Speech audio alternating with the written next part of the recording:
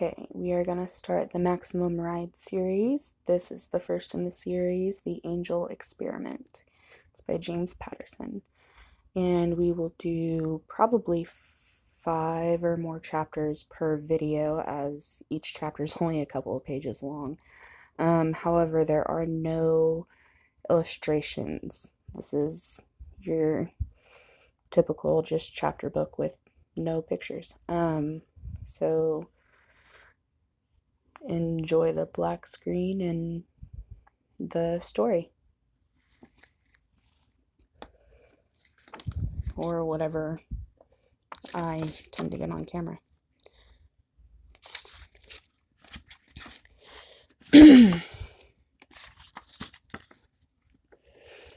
Maximum Ride, The Angel Experiment. Warning, if you dare to read this story, you become part of the experiment. I know that sounds a little mysterious, but it's all I can say right now. Max. And this is Neptune, by the way. Prologue. Congratulations. The fact that you're reading this means you've taken one giant step closer to surviving till your next birthday. Yes, you, standing there leafing through these pages. Do not put this book down. I'm dead serious. Your life could depend on it. This is my story, the story of my family, but it could just as easily be your story too. We're all in this together. Trust me on that. I've never done anything like this, so I'm just going to jump in and you try to keep up. Okay. I'm Max. I'm 14. I live with my family, who are 5 kids not related to me by blood, but still totally my family. We're kind of amazing, not to sound too full of myself, but we're like nothing you've ever seen before. Basically, we're pretty cool, nice, smart, but not average in any way. The 6 of us, me, Fang, Iggy, Nudge, the Gas Man, and Angel, were made on purpose by the sickest, most horrible scientist you could possibly imagine. They created us as an experiment. An experiment where we ended up only 98% human. That other 2% has had a big impact, let me tell you. We grew up in a science lab, prison, science lab / prison called the school, in cages like lab rats. It's pretty amazing we can think or speak at all, but we can, and so much more. There was one other school experiment that made it past infancy, part human, part wolf, all predator. They're called erasers. They're tough, smart, and hard to control. They look human, but when they want to, they are capable of morphing into wolfmen, complete with fur, fangs, and claws. The school uses them as guards, police, and executioners. To them, we're 6 moving targets, prey smart enough to be a fun challenge. Basically, they want to rip our throats out and make sure the world never finds out about us. But I'm not lying down just yet. I'm telling you, right? This story could be about you or your children. If not today, then soon. So please, please take this seriously. I'm risking everything that matters by telling you, but you need to know. Keep reading. Don't let anyone stop you. Max and my family. Fang, Iggy, Nudge, the Gas Man, and Angel. Welcome to our nightmare. Part 1. Flock Fright.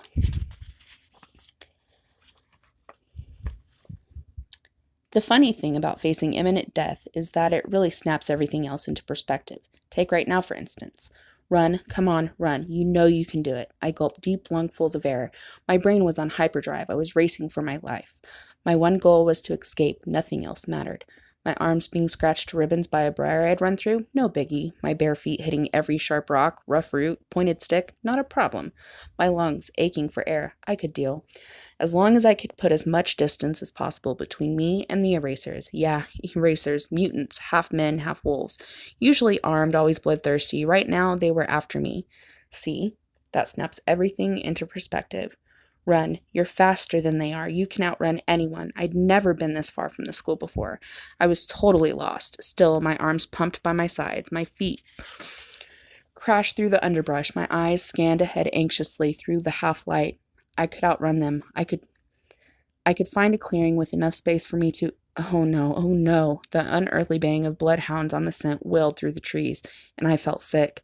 I could outrun men. All of us could, even Angel, and she's only 6. But none of us could outrun a big dog. Dogs, go away. Let me live another day. They were getting closer. Dim light filtered in through the woods in front of me. A clearing. Please, a clearing could save me. I burst through the trees, chest heaving, a thin sheen of cold sweat on my skin. Yes! No, oh no. I skidded to a halt, my arms waving, my feet backpedaling in the rocky dirt.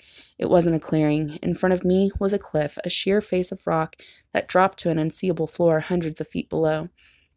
In back of me were woods filled with drooling bloodhounds and psycho erasers with guns. Both options stank.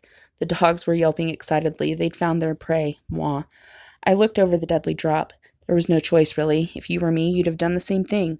I closed my eyes, held out my arms, and let myself fall over the edge of the cliff. The eraser screamed angrily, and the dogs barked hysterically, and then all I could hear was the sound of air rushing past me. It was so dang peaceful for a second. I smiled. Then, taking a deep breath, I unfurled my wings as hard and as fast as I could.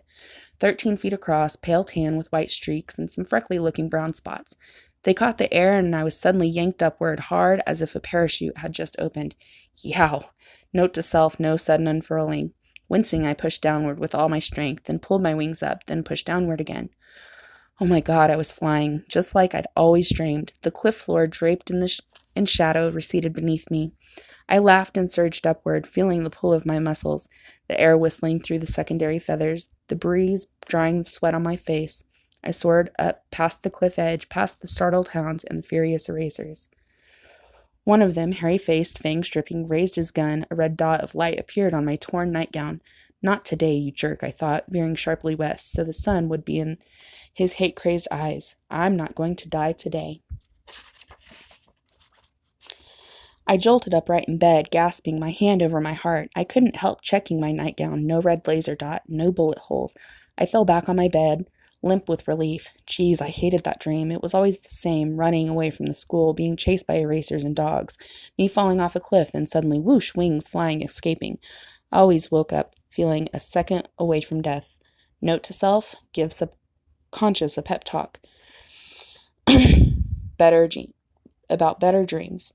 It was chilly, but I forced myself out of my cozy bed. I threw on clean sweats. Amazingly, Nudge had put the laundry away. Everyone else was still asleep. I could have a few minutes of peace and quiet and get a jump on the day. I glanced out the hall window on the wall. On the way to the kitchen, I loved this view. The morning sunlight breaking over the crest of the mountains, the clear sky, the deep shadows, the fact that I could see no sign of any other people. We were high on a mountain, safe, just me and my family. Our house was shaped like a letter E turned on its side.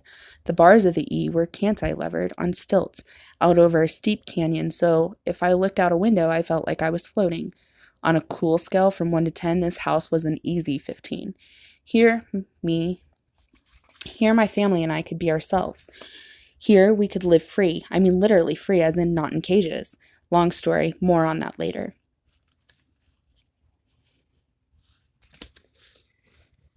And of course, here's the best part. No grown-ups. When we first moved here, Jeb Batchelder had taken care of us, like a dad. He'd saved us. None of us had parents, but Jeb had come as close as possible. 2 years ago, he'd disappeared. I knew he was dead. We all did, but we didn't talk about it. Now we were on our own. Yep, no one telling us what to do, what to eat, when to go to bed. Well, except me, I'm the oldest. So I try to keep things running as best as I can. It's hard. It's a hard, thankless job, but someone has to do it. We don't go to school either, so thank God for the internet, because otherwise we wouldn't know nothing. But no schools, no doctors, no social workers knocking on our door. It's simple. If no one knows about us, we stay alive. I was rustling around for food in the kitchen when I heard sleepy Muff shuffling behind me. Mornin', Max. Mornin', Gazzy, I said, as the heavy-lidded 8-year-old slumped at the table.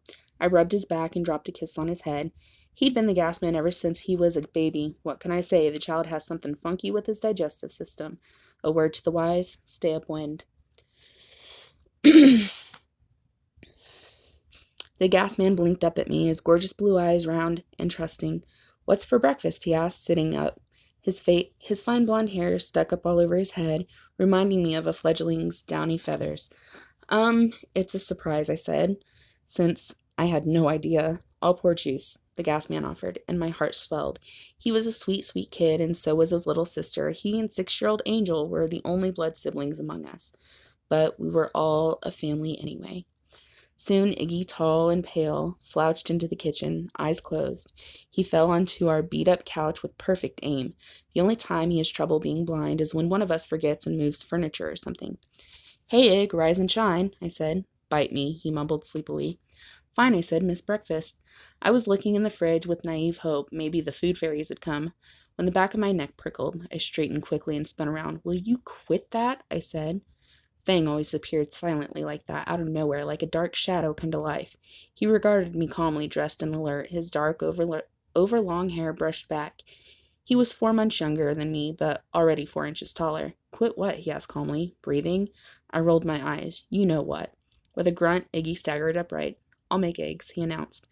I guess if I were more of a fembot, it would bother me that a blind guy 6 months younger than I am could cook better than I could, but I'm not, so it didn't. I surveyed the kitchen. Breakfast was well underway. Fang, you set the table. I'll go get Nudge and Angel. The two girls shared the last small bedroom. I pushed the door open to find 11-year-old Nudge asleep, tangled up in her covers. She was barely recognizable with her mouth shut. When she was awake, we called it the Nudge Channel. All Nudge, all the time. Hey, sweetie, up and at 'em, I said, gently shaking her shoulder. Breakfast in 10. Nudge blinked her brown eyes, struggling to focus on me. What? She mumbled. Another day, I said. Get up and face it. Groaning, Nudge levered herself into a crumpled but technically upright position. Across the room, a thin curtain concealed one corner. Angel always liked small, cozy spaces. Her bed, tucked behind the curtain, was like a nest, full of stuffed animals, books, most of her clothes. I smiled and pulled the curtain back. Hey, you're already dressed, I said, leaning over to hug her. Hi, Max, Angel said, tugging her blonde curls out of her collar. Can you do my buttons? Yep. I turned her around and started doing her up.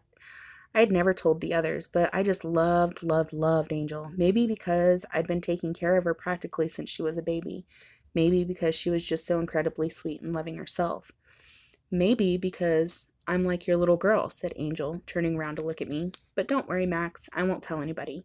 Besides, I love you best, too. She threw her skinny arms around my neck and planted a somewhat sticky kiss on my cheek. I hugged her back. Hard. Oh, yeah, that's another special thing about Angel. She can read minds. I want to go pick strawberries today, Angel said firmly, scooping up a forkful of scrambled eggs. They're ripe now. Okay, Angel, I'll go with you, said the gas man. Just then he let rip one of his unfortunate occurrences and giggled. Oh, geez, Gazzy, I said disapprovingly. Gas mask, Iggy choked out, grasping his neck and pretending to asphyxiate.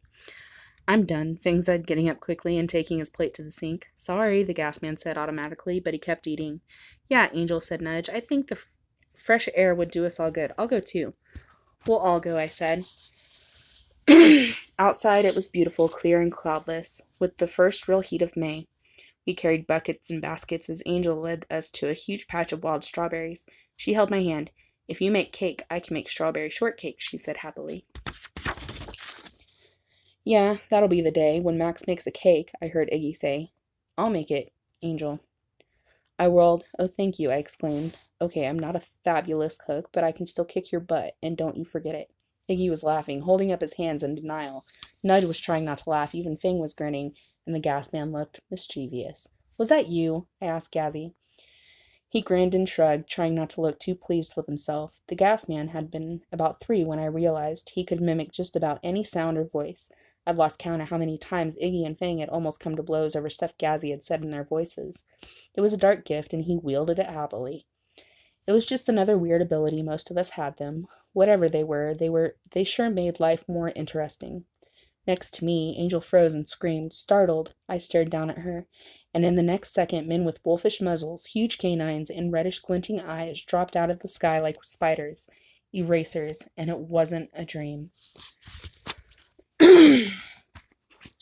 There was no time to think. Jeb had trained us not to think, just to act. I launched myself at an eraser, spinning and planting a hard roundhouse kick in his barrel chest. His breath went oof, and the odor was just awful, like raw sewage left out in the hot sun. After that, it was like a movie, a bunch of superimposed images that hardly seemed real. I landed another blow, then an eraser punched me so hard that my head snapped around and I felt a burst of blood in my mouth. Out of the corner of my eye, I saw Fang holding his own against an eraser, until 2 more ganged up on him, and he went down under flailing clawed hands.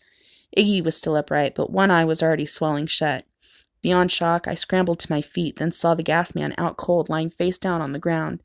I leaped toward him, only to be grabbed again. 2 erasers pinned my arms behind my back. Another leaned leaned in, his reddish eyes glinting with excitement, his jaw fully morphed out and snout-like. He pulled back his hand and curled it into a fist. Then he brought it in hard, punching me in the stomach. An unbelievable pain exploded inside me, and I doubled over, dropping like a stone. Dimly I heard Angel screaming and Nudge crying. "Get up," I told myself, trying to suck in air. "Get up." As weird mutant kids, we're much, much stronger than regular grown-up humans, but erasers aren't regular grown-up humans, and they outnumbered us as well. We were dog meat. I struggled to my hands and knees, trying not to retch. I staggered to my feet, bloodlust in my eyes, ready to kill. Two erasers held Nudge's hands and feet. They swung her hard, and she went sailing, hitting her head against a tree. I heard a small, pained cry, and then she lay crumpled among the pine needles.